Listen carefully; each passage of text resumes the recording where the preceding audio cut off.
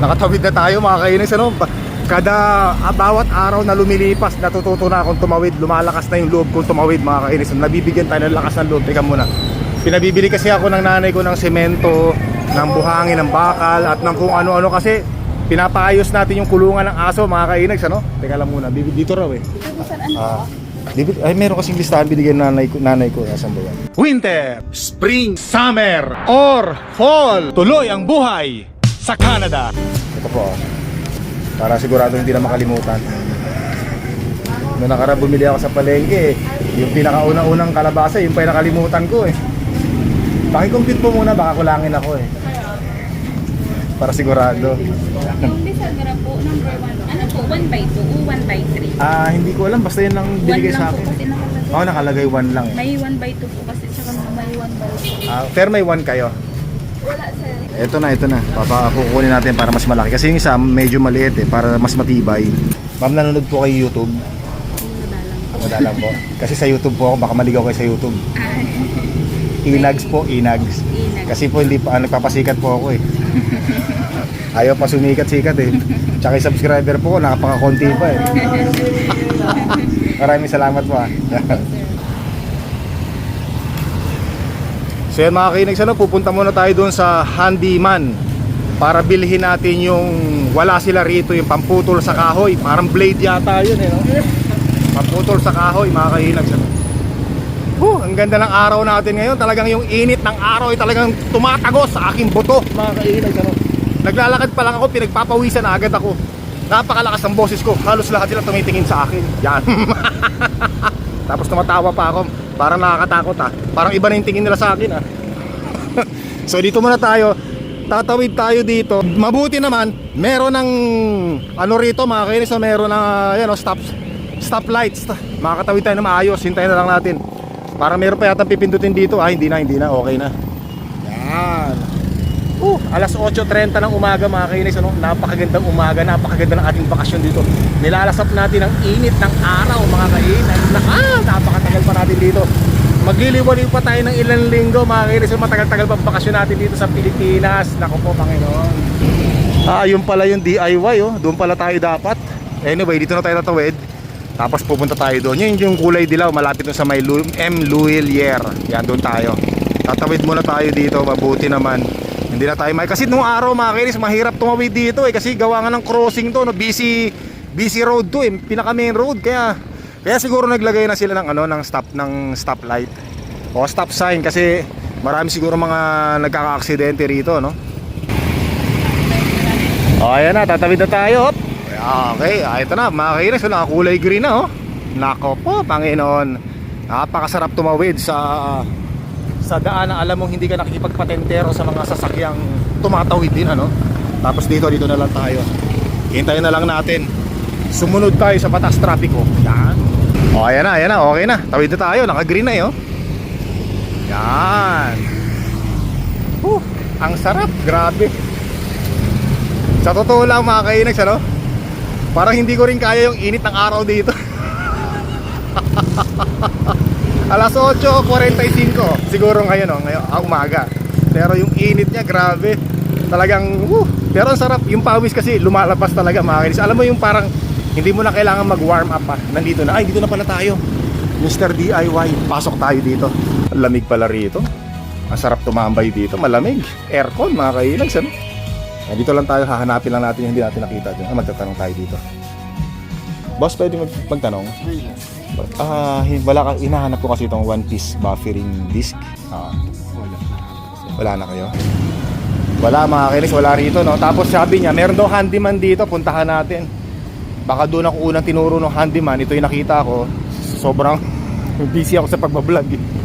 Nalampasan natin, hanapin natin. Tabi daw ng Andox eh. Nasa tabi daw ng Andox ang handyman. Ayun, nandun pala oh. Pero ito pwede. Tawid na tayo mga kainis. Habang nako may ito pa. Nako, tara na, let's go. Ako po, Panginoon. Yan, saka tayo tumawid dito. Yan, dito tayo tatawid. Yan, dito na tayo. Hop, 26. Yan. Doon lang pala yung handyman mga kainags oh. Nilampasan na natin, dinaanan natin kanina, no? Ito lang pala yun. Doon tayo bumili kanina sa Oxy. Ito lang pala, tabi lang pala, no? Kaya pala hinahanap ko kanina. Yun yung nakita ko, nakabungad kasi sa akin doon eh. Ito pala. Hinahanap ko kasi ito, one piece of buffering disc, itong may circle. Ayan, sundan natin si sir. Mahirap hanapin yung ano, no? Buffering disc, pamputol daw ng kahoy. Merong mga pinakita sa akin dito si sir, may mga sizes na yun, dapat alam natin kung anong size. Pero balikan na lang natin, tanungin na lang natin yung gagawa nung bahay ng aso or nung lugar ng aso para babalik na lang tayo. Ito yung resibo, nagastos natin ay 1542 mga kainags, ano? Yan yung mga pinabili, oh. Kailangan natin ano yan, ilagay sa bulsa para ipakita kay nanay, para hindi tayo mapingot sa pisa sa tenga. Kasi nung araw eh, pag pinabili ako ng nanay ko, may kupit ako lagi. Kaya laging humingi na ng resibo nanay ko eh.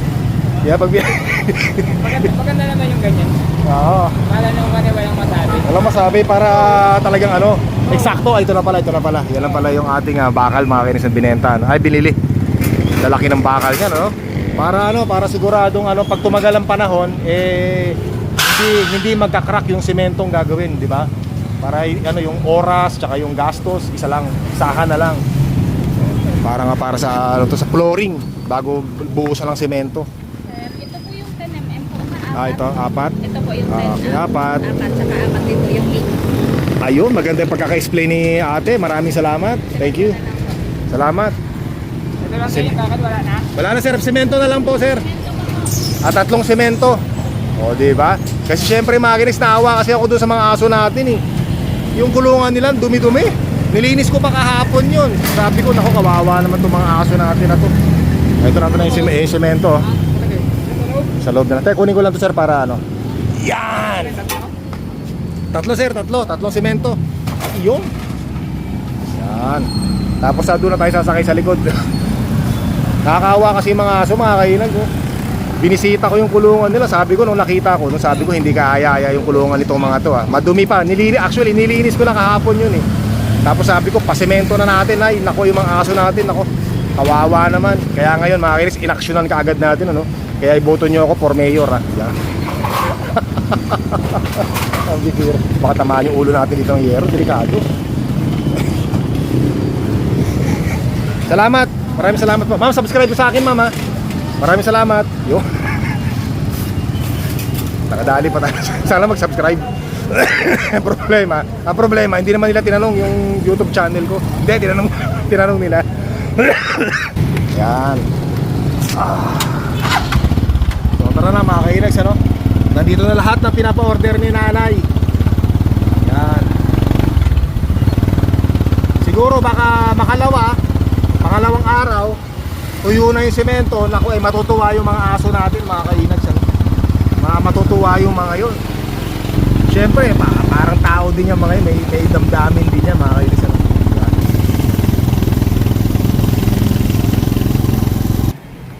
Ayan, dito na yung mga pinamili natin, no, mga kainags, no? Lalagay na lang natin dito.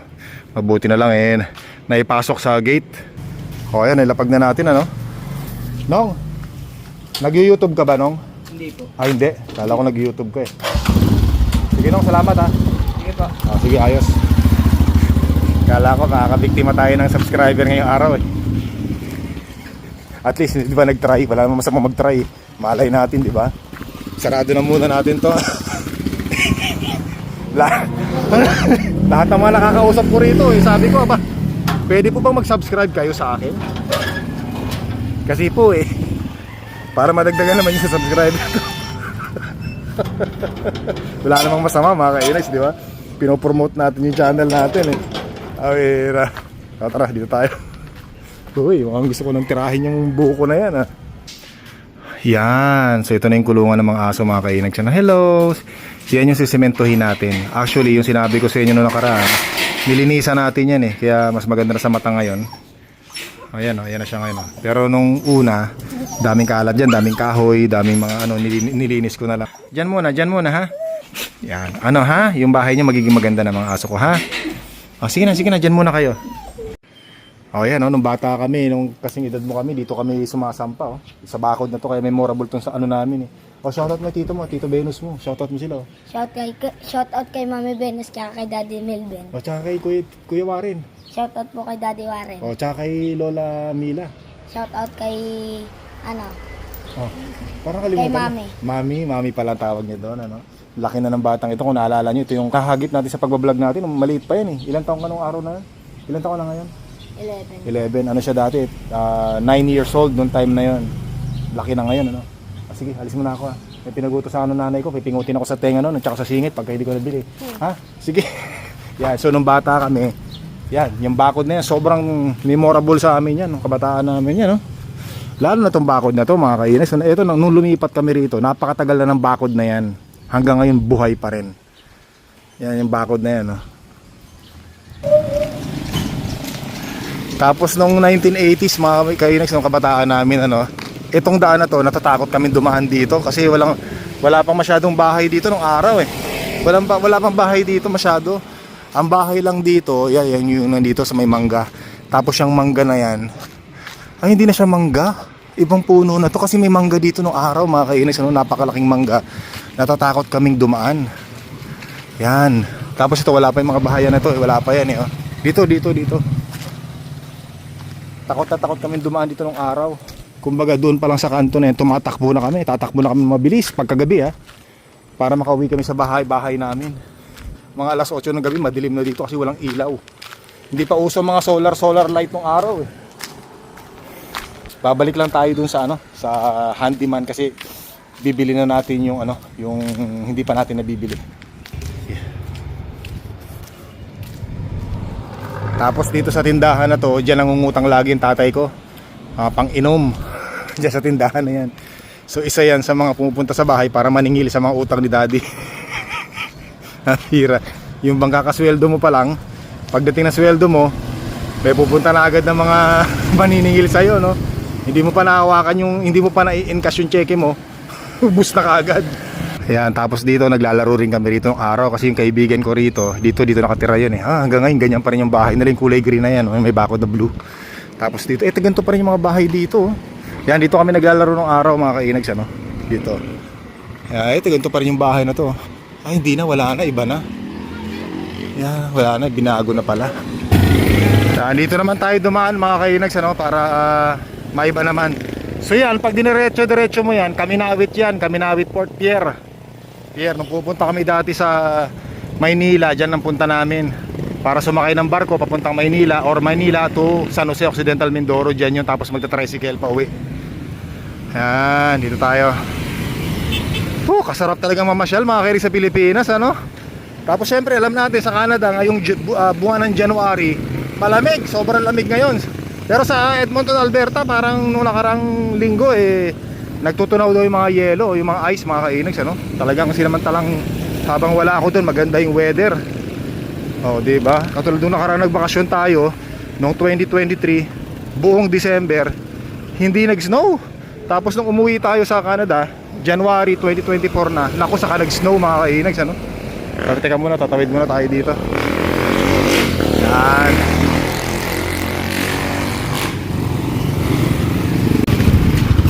Naghahanap lang ako ng pwedeng makainan, ano. Ayan, oh, dito na tayo galing nung nakaraan, eh.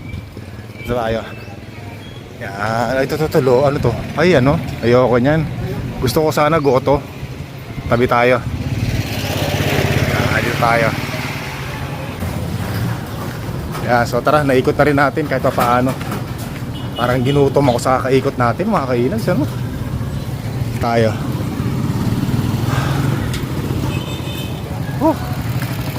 Ang sarap ng pawis. Siguro ngayong araw na to 3 beses ako magpapalit ng damit, mga kainags, ano?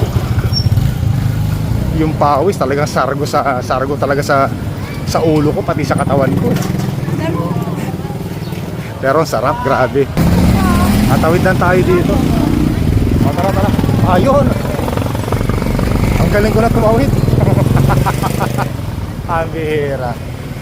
Dito tayo. Ayan, oh.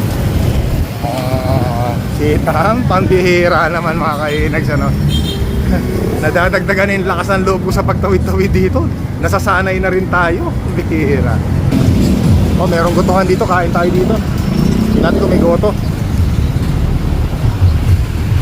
Oy, goy, bulalo. Walang goto yata. Meron po kayong goto? Ay, ito pala eh. Magkano sa goto? Goto lugaw. 45. May kasama na itlog yan. Iba pa yon. Sige, pahingin isa. May takwat baboy kayo? Sige, ano lang. Ano lang. May itlog. Salamat. Upo na lang ako doon, ano? Payment nga pala. Kalimutan natin magbayad. Magbayad muna tayo. Importante sila at magbayad. So yan mga kainags, ano? Meron tayong goto. Ayan, no? Habang dyan tayo nakatingin, kumakain tayo. Nako, napakaganda ng ating harapan, no? Habang kumakain, mga kainags, no? Naka naman talaga. Ay, meron pa pala ng itlog. Pasagin muna natin. Kaya halu-haluin lang natin, mga kainags, ano? Ito rin yung kinain natin sa may tabing palengke. Masarap kasi ito, mga kainags, ano? Ito talaga yung hinahanap-hanap ko noon pa. Oh. Panayang hanap natin ang goto kung saan na tayo lumibot nung kanina, no? Dito lang pala nadaanan natin aksidente. Sabi nga nila kapag hinahanap mo hindi mo makikita, pagka hindi mo na hinahanap saka mo makikita. Okay tayo.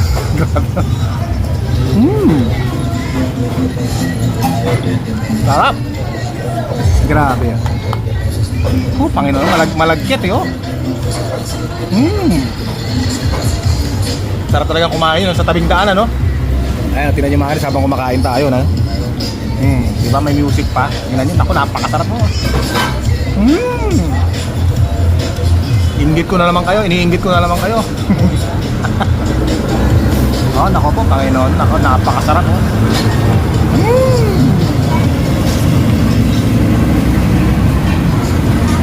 Naka pa. Hop. Panalo.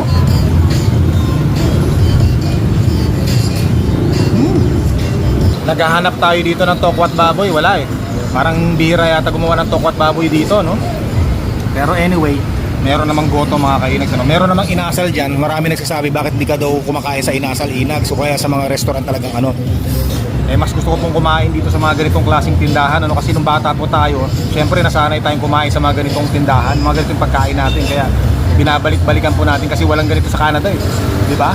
Meron man pero bihirang-bihirang makita mga kainags, ano? Tsaka iba pa rin yung lutong mga Pilipino talaga nandito sa Pilipinas. O nga pala, baka hinahanap yung si Mr. Engineer. Si Mr. Engineer umalis na, bumalik na sa Mamburao, kaya nag-iisa na lang ulit tayo ngayon.